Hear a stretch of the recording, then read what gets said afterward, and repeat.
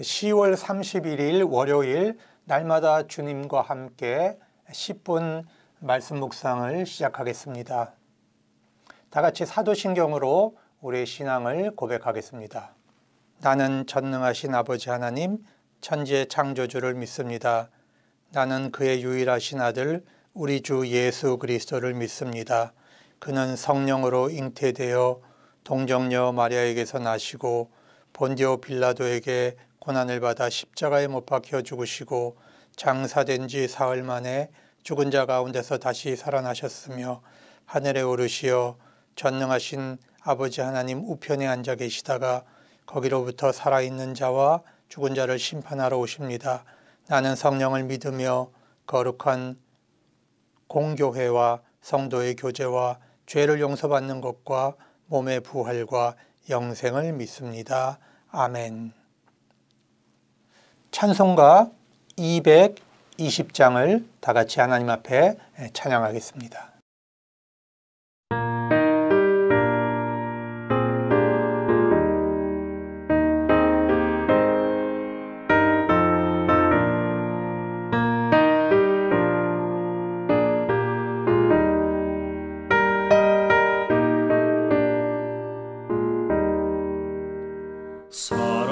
사랑하는 주님 앞에 형제자매 한자리에 그 시련에 생각하며 즐거운 찬송 부르네. 내 주 예수 본을 받아 모든 사람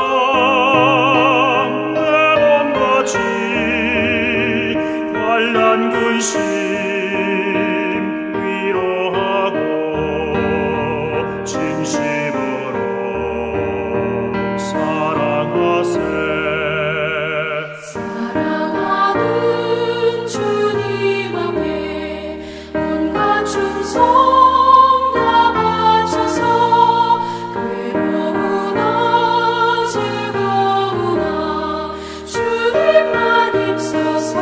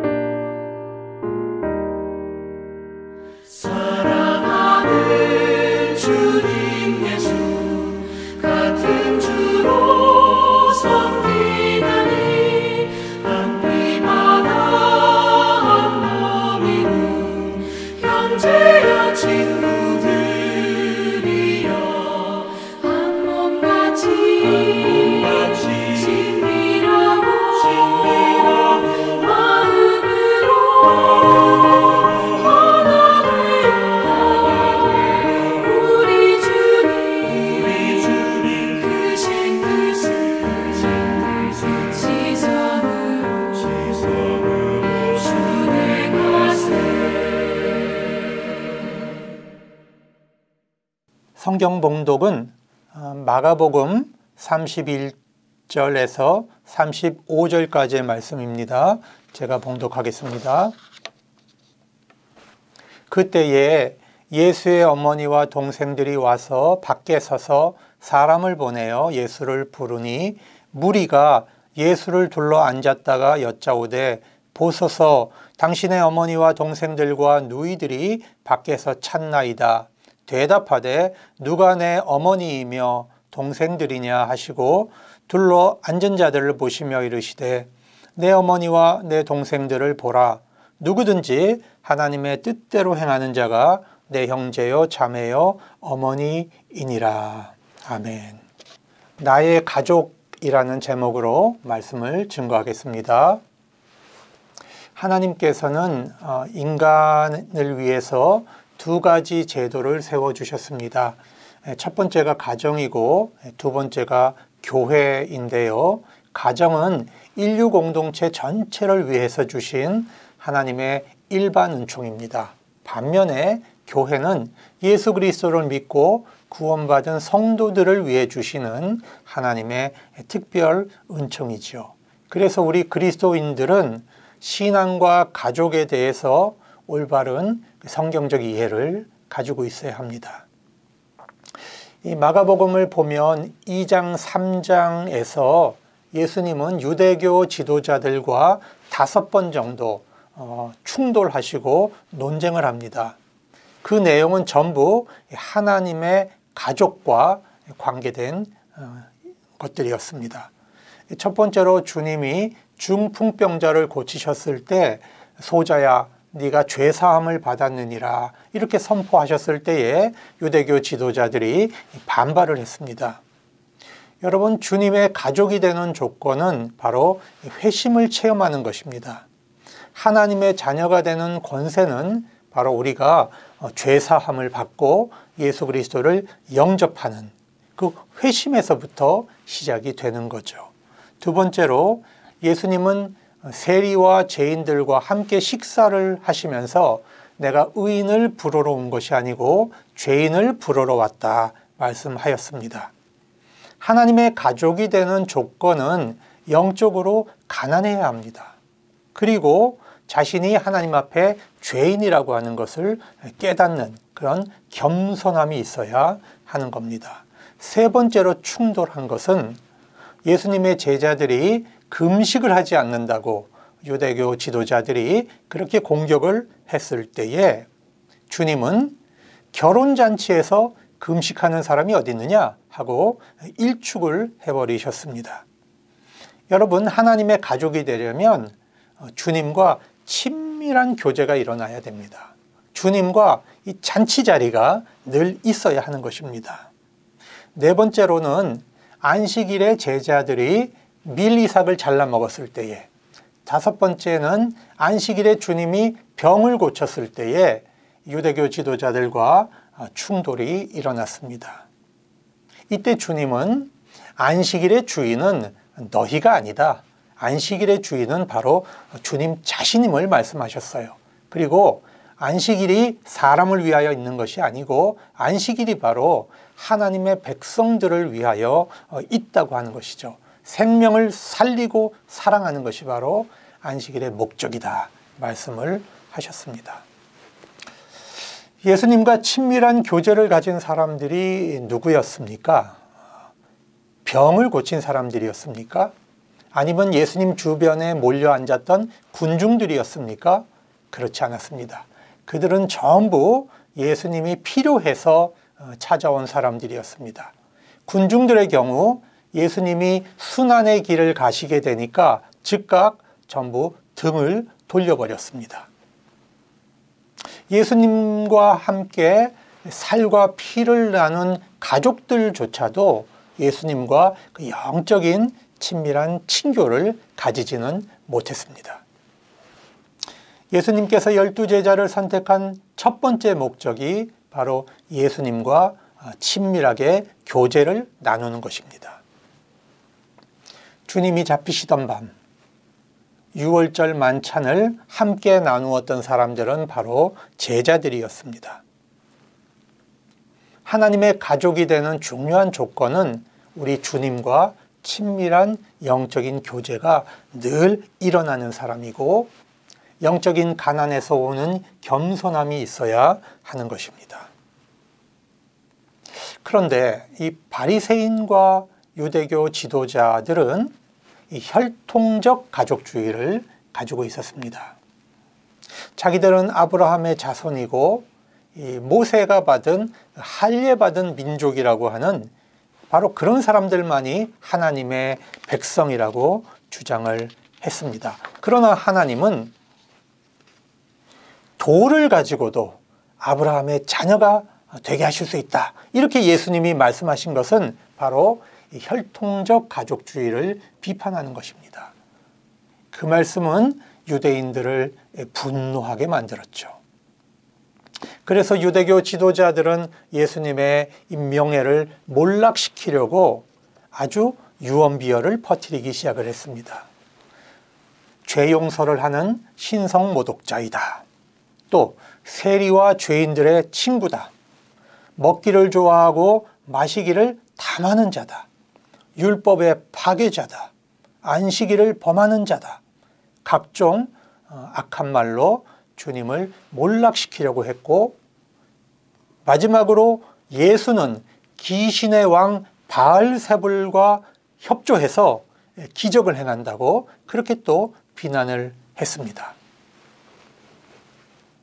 그래도 이 사건이 잘 통하지 않자 유대교 지도자들은 예수님의 가족을 동원해서 주님을 몰락하려고 했습니다. 몰락시키려고 했습니다. 당신 아들 예수가 귀신 들려서 안식일을 범하고 민중을 선동하고 있습니다. 가족들이 가서 그를 집으로 데려가기 바랍니다. 이 소리를 듣고 예수님의 온 가족이 출동을 했습니다. 어머니부터 형제들 또 누이들까지 모두 모여서 예수님을 데려가든지 아니면 끌고 가려고 찾아온 것입니다. 오늘 본문 말씀을 보면 예수님을 중심으로 사람들은 두 개의 이 원을 그리고 있습니다. 집 안에서는 제자들과 무리들이 예수님과 친밀한 원을 그리고 있습니다. 집 바깥에는 불편하고 짜증스러운 얼굴로 사람들이 둘러싸고 있습니다. 문제는 예수님의 가족이 성령을 방해하는 무리에 섞여 있다는 것입니다. 예수님의 모친과 형제들은 사람을 보내 주님께 소식을 전했습니다. 당신의 모친과 동생과 누이들이 밖에서 찾습니다. 예수님은 누가 내 모친이며 동생이냐 하면서 가까운 사람들의 얼굴을 하나하나 둘러보셨습니다. 내 모친과 동생들을 보라. 누구든지 하나님의 뜻대로 하는 자는 내 형제요 모친이니라 말씀하셨습니다. 우리가 오해하지 말아야 할 것은 여기서 예수님이 가족의 명예를 끌어내리려는 것이 아닙니다. 하나님의 명예를 높이려는 데 목적이 있습니다. 이것은 우리 그리스도인들의 딜레마입니다. 예수님은 반가족주의자가 아닙니다. 그리스도인들은 하나님이 주신 가족 제도에 충실하고 가족을 사랑해야 합니다.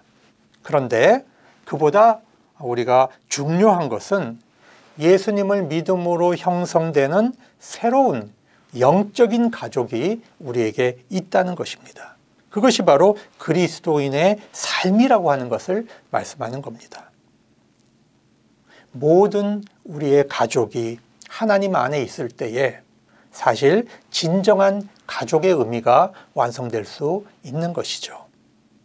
그래서 예수님은 신앙의 눈으로 가족에 대한 충성을 재평가하라고 우리에게 말씀하고 있는 것입니다. 기도하겠습니다. 하나님 아버지, 우리 형제들 자매들 가운데는 아직도 가족이 온전히 그리스도에게로 돌아오지 않아 마음 아파하고 기도하는 그런 식구들이 있습니다. 하나님 또한 우리의 자매 형제들 가운데는 그 가족이 예수 믿는 것을 박해하고 주님의 길을, 주님의 사명을 따르려고 하는 것에 방해가 되는 가족을 가진 우리의 친구들도 있습니다. 하나님, 그들의 사역과 삶과 가족에 은총을 더하여 주시고 하루속히 가족의 구원이 일어나게 하여 주시옵소서. 때로는 우리가 가족주의와 하나님 나라가 충돌하는 위기를 경험하기도 합니다. 그러나 주께서 우리의 삶과 영혼과 결단을 돌보아 주셔서 더 소중한 것, 하나님의 뜻에 합당한 것을 우리가 우선하면서 가족을 사랑할 수 있는 그런 지혜와 용기를 허락하여 주시옵소서. 우리 주 예수 그리스도의 이름으로 기도드리옵나이다.